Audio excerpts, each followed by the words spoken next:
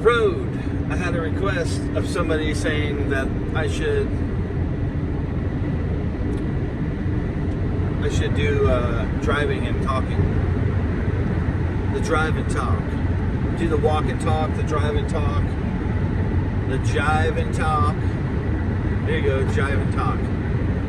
We come to the name of it because it's just that jive turkey. If you didn't grow up in the 70s, in the 80s, you probably hardly ever, or if ever, heard that name, jive turkey. It was sort of like a thing when you thought somebody was trying to pull one over on you. You jive turkey. You know what I mean? No? Okay. That's okay. So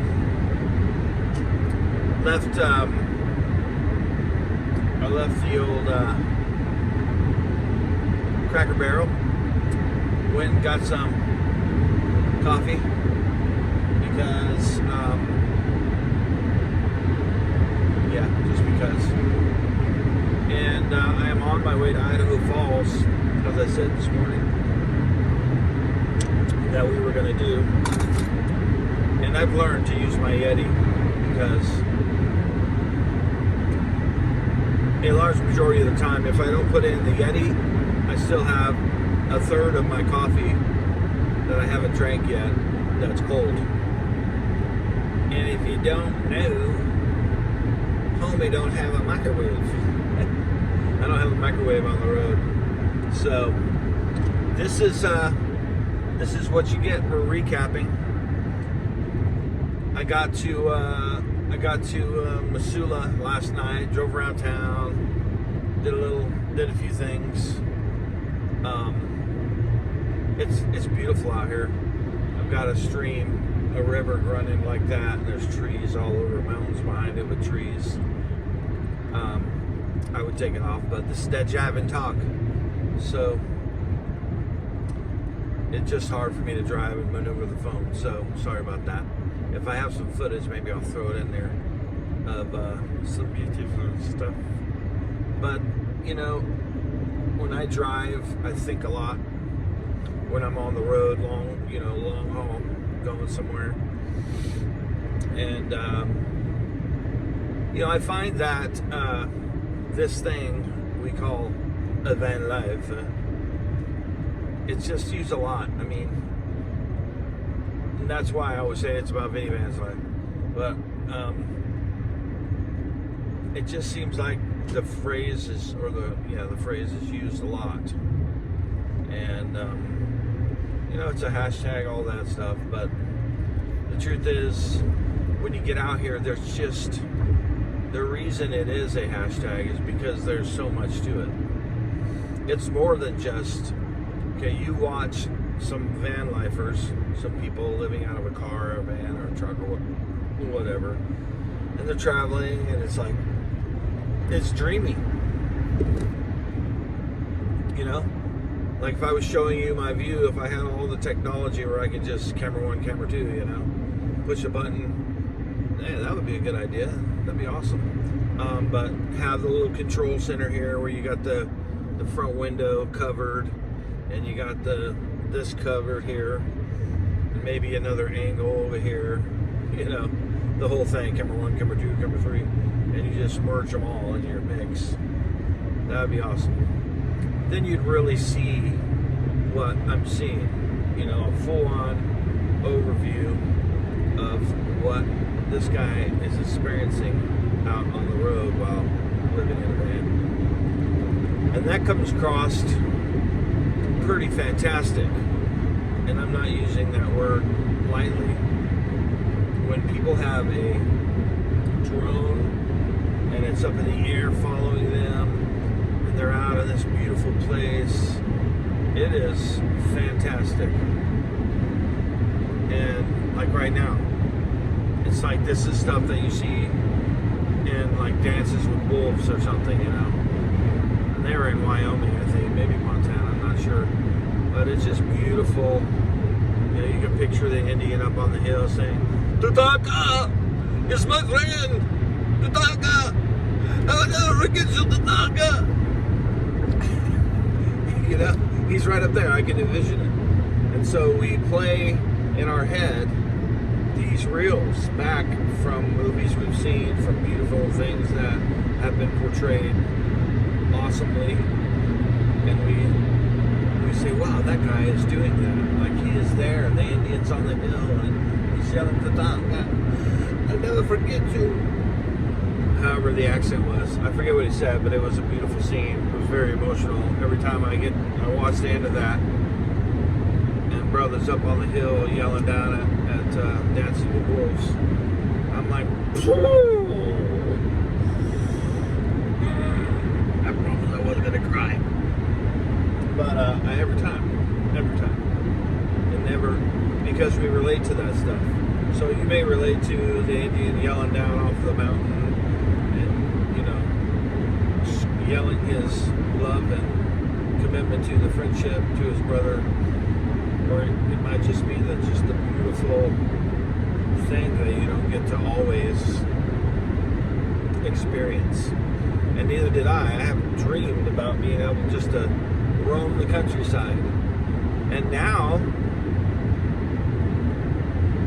you know, I'm a barber, and I think, you know, I got to go somewhere where there's, you know, I can get into a busy shop. But what really is the reality of that, unless I stop what I'm doing and be a local city van lifer where I work and I live in the van. And that's something people are interested in as well, because, you know, they like to see how someone can make money and live, how they live if they're actually working a full-time job. And, you know, and that's what I was doing in Marble Falls, but I wasn't really portraying it like it was something that somebody would want to do. I was trying to escape. Don't do this! Don't come here! That's what I'm putting off. I'm like, this place sucks. It's not for me. I can't wait to leave. I'm almost a full-time van lifer. I'm getting out of here. I'm closing my successful business, and I'm leaving this crap. I wasn't putting across the vibe and the goodness of actually being successful in a job and being a van lifer in the city. I think that is a completely doable channel topic as a reality channel, and or lifestyle channel. But I didn't portray it that way, so that was not what I was, you know, doing. Had I changed my frame of mind and said, you know what, it's going to be hard everywhere. Everything isn't all like this beautiful. And some people would say Marble Falls was absolutely beautiful. Hill country, rolling hills, green hills, a lot of brown hills now. It's all dead because of the drought, because of the sun being 9,000 degrees in Texas. But, you know, overall, I don't hate Texas. There are some areas that are good. Texas, for one, is fantastic for making money. Like, there are jobs. Of course, there's jobs everywhere now because nobody wants to work, and they're paying higher than ever to get committed, strong, hardworking people. But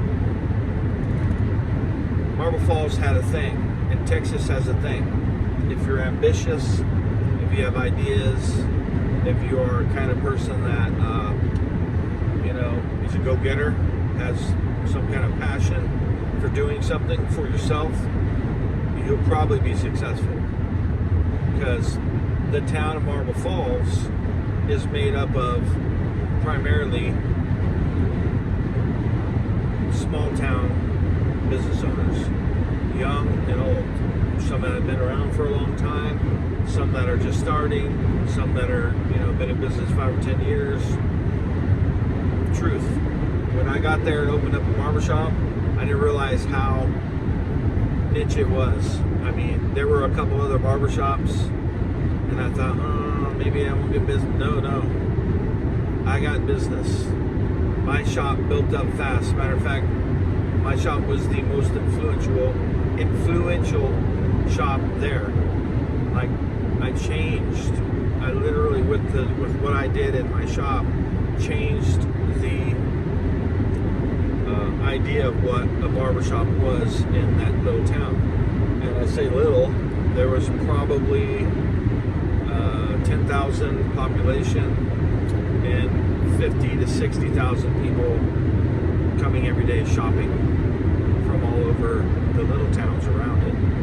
So, that being said, you know, I kind of worked in a niche because of what I did, my style of barbering, the classics, making people look good, not just your normal regular haircuts, but I did a lot of different styles and stuff. And then you start seeing that in the road, out at the grocery store, or, you know, wherever. You start seeing guys wearing these particular styles in their head. And it just kind of, where'd you get the hair? Where'd you get word of mouth? So my shop, I was able to grow a brand new business there twice. And my second time was obviously when I came back from Boise, Idaho, was divorced, living in my barbershop and my van. That was the last time, but I built a very successful, if not more successful,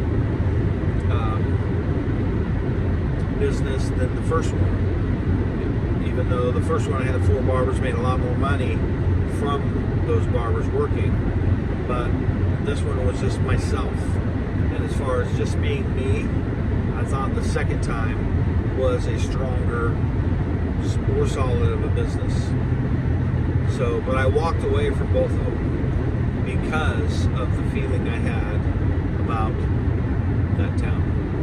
So, I just, you know, why did I have a feeling about a town that was paying me so well? And, you know, well, it came to a head. Little clicks, little things that didn't sit right with me. Some people like that sort of thing. I kind of felt like I was, you know, just a lone ranger out there, just a lone wolf, whatever. I was not able to make quality friends. Everybody was busy. Nobody had any time for anything but their people from high school, you know. I had a lot of people that came through and thought it was cool. We always had conversations, and they would say, anything you need, man, hit me up. But I would never see them personally, except for maybe 2 or 3, but we never got to a point of, you know, anyone coming over all the time or anyone being that close. So I really just never got to a point where I felt like that was my home. I always felt like I'm just making my money here, and, you know, at one point I gotta go. So anyway, the business was good, the money was good. I didn't want for anything.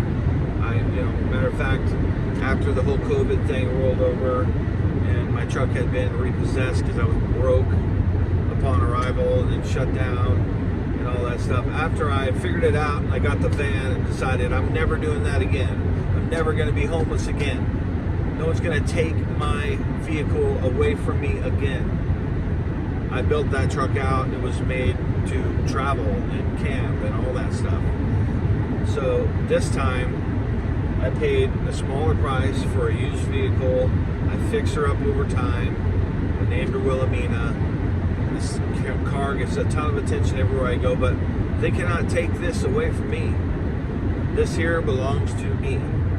I paid cash. I put in a lot of cash to make it awesome, to make it run fantastic and perfect, and the whole bit. Still, you know, trying to figure out the gas mileage thing. It might be okay. Not really positive, but what I'm saying is no one can take this now. I always have a place. That's why I'm hesitant to ever sell Wilhelmina.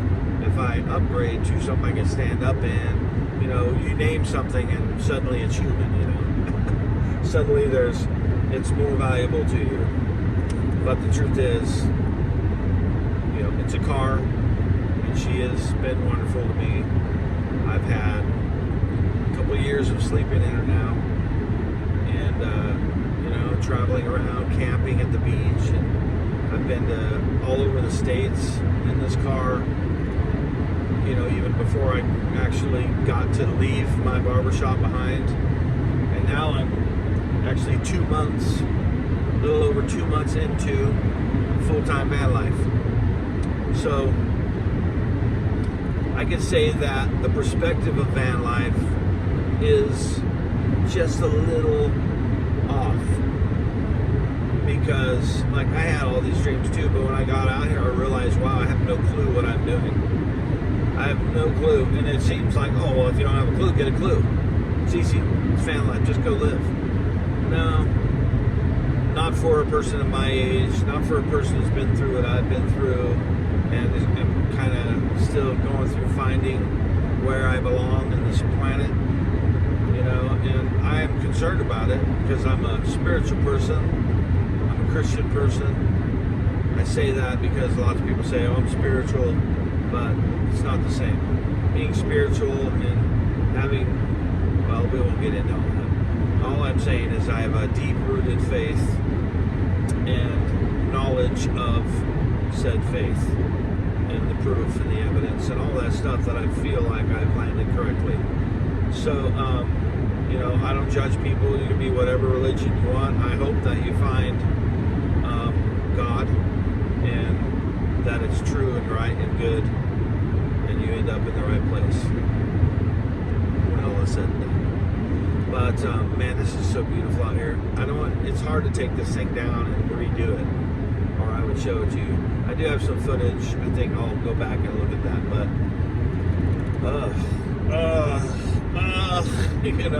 this is these little moments when you drive around that corner on the highway and you see that river just flowing and turning, and the mountains and the trees just thick, standing straight up all over. And then you got the place over here in the back. You can't really see it, but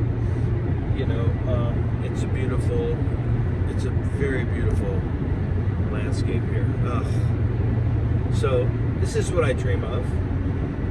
If I could have a situation where the gas is always in the tank and I'm, eating healthy and able to pursue my health and be exercising and all that stuff, and I could have my basic needs.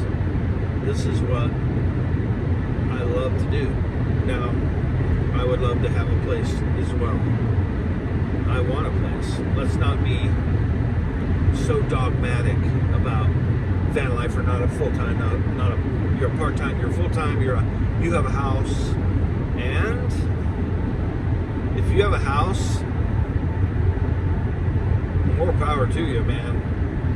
I want a house. I would love to have a house. I would love to have a home base and a place that I love and see myself basing out of forever and ever. That doesn't mean I don't want a van life. That doesn't mean I don't want to have these experiences. But people can't differentiate from having a house or a home and having a career that ties you down. There's the disconnect.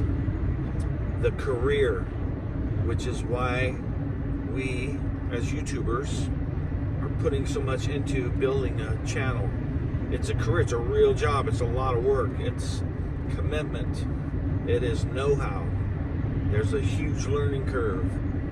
I've just started, and after a couple of years, or a year plus, I've got 600 something. I should have a lot more, but my content hasn't been anything but me walking and talking. So, and I know that if I keep doing that over time, it will grow to the thousands eventually, because the more people you have, the more people get exposed because of the algorithm, and the more consistent you are, the more the algorithm picks up on certain phrases and words and reactions to your video, and you get more and more. So you got a lot of people who do really nothing content like me, and over the period of 3 or 4 years, maybe not that long, but over the period of 3 or 4 years, sometimes longer, they finally hit.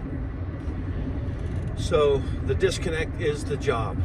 People don't think they can have a normal life and still van life. So they get dogmatic about it. They say, oh, I'm going to follow the people that are actually doing it. And I feel you. I get frustrated with how many brand new rigs I see out there, and I'm happy for people. I mean, I would love to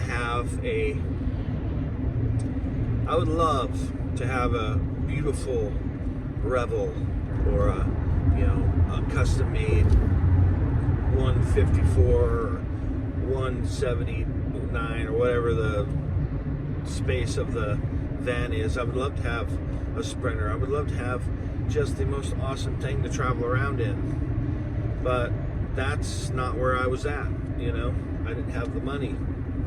I didn't have the ability to start like that.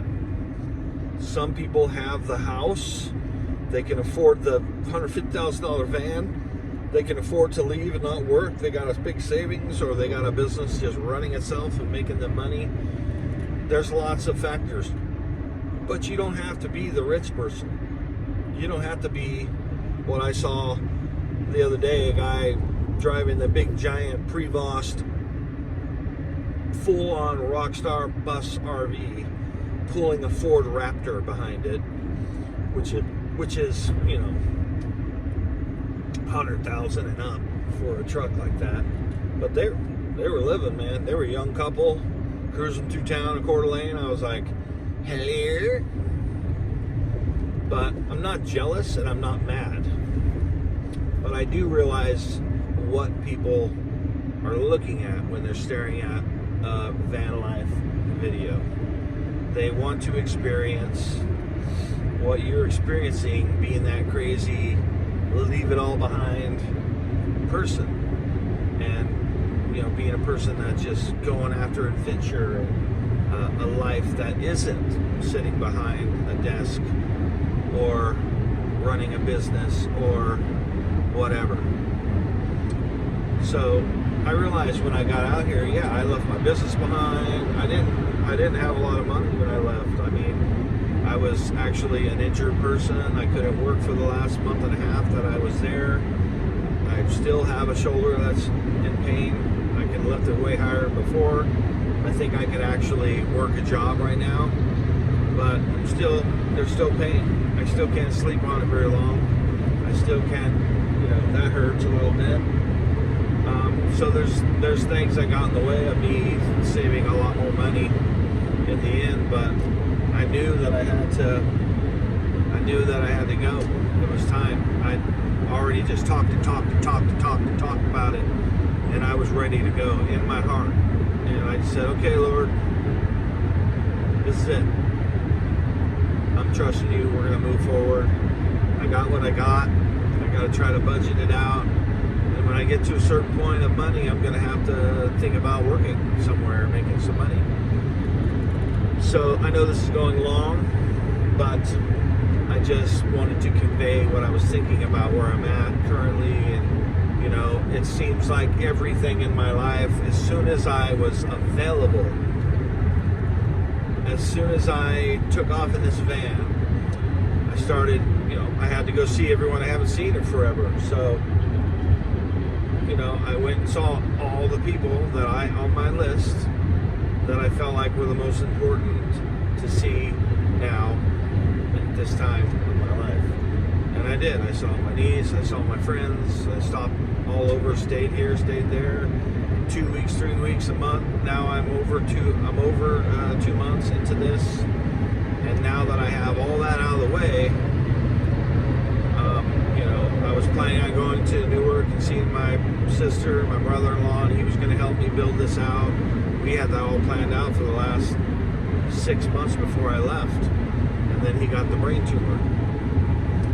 And so I was never like, crap, I can't build my van now.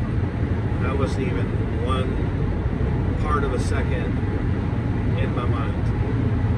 It was immediately, oh my gosh,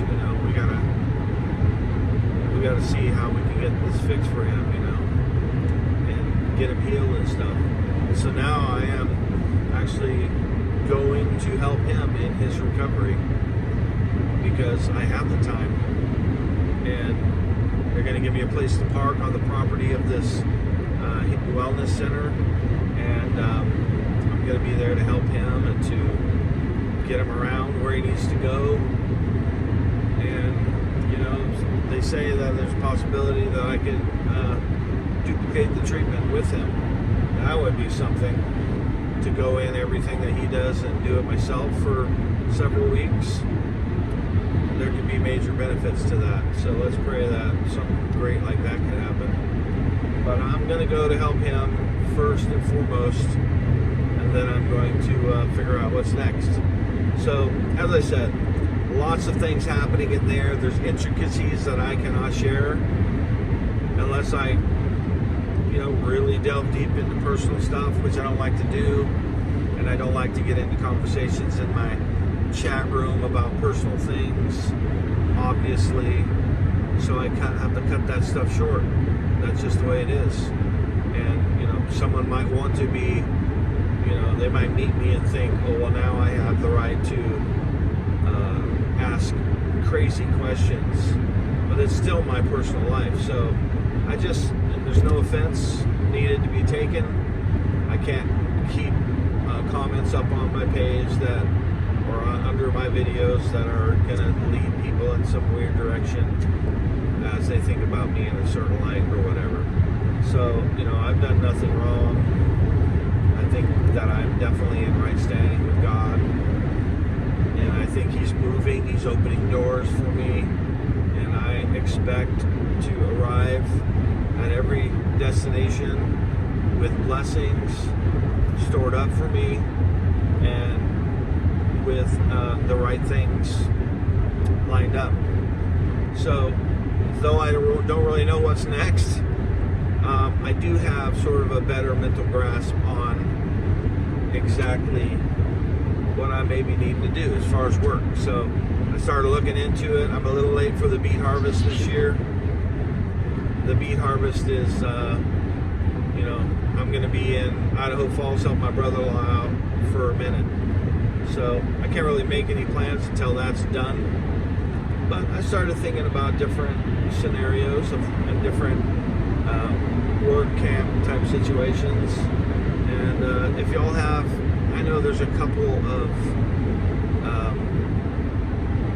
websites and links and stuff that you can look for that kind of thing. But if you know of ones, if you are a van lifer, truck, whatever, living in a vehicle, traveling, or just living in a vehicle and you go working in different places, maybe you can hit me up, share with me some websites that are good, and I would appreciate that. So there's our jive talk, drive and talk.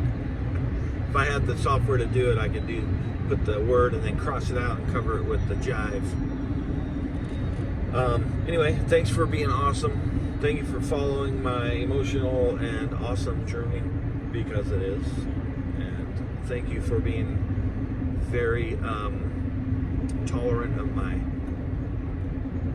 very long videos. Sorry, half an hour. You can always watch part, come back, But thank you for doing all the good things with those buttons. I feel like I'm driving, I can talk for hours. Maybe I should do a live. But it's hard to do it live when you're traveling because I lose connection all the time. So that's why you can treat this like a live. And if you have any questions, definitely leave them in the comments like you would comment in a live. And if you feel like you have some surface type of good advice for me, that's fine. I just don't go into details of my personal life and what exactly goes on or what went on, and there's no point to it. I'm living a different situation at this point. I don't need people judging me or acting like they know what's best for me or any of that. I'm okay. I get confused and mixed up a little bit, but I'm a man, and really I'm sharing with you my thoughts on my life. So that's the truth. My thoughts are a lot of thoughts, and sometimes things creep out, and I say things that aren't exactly 100% the case sometimes. They're partially what I'm thinking about or whatever, but then people are like, yeah, don't worry about the numbers and I don't. I don't worry about subscriber numbers and when I hit, the big time, any of that. I don't really care what people say. I just don't want it to get out of hand in my comments. So there you go. That's it. I'm not going to stop because it's been a half an hour and I've been going off. So thanks. And do all the good things with those buttons. Talk to you soon.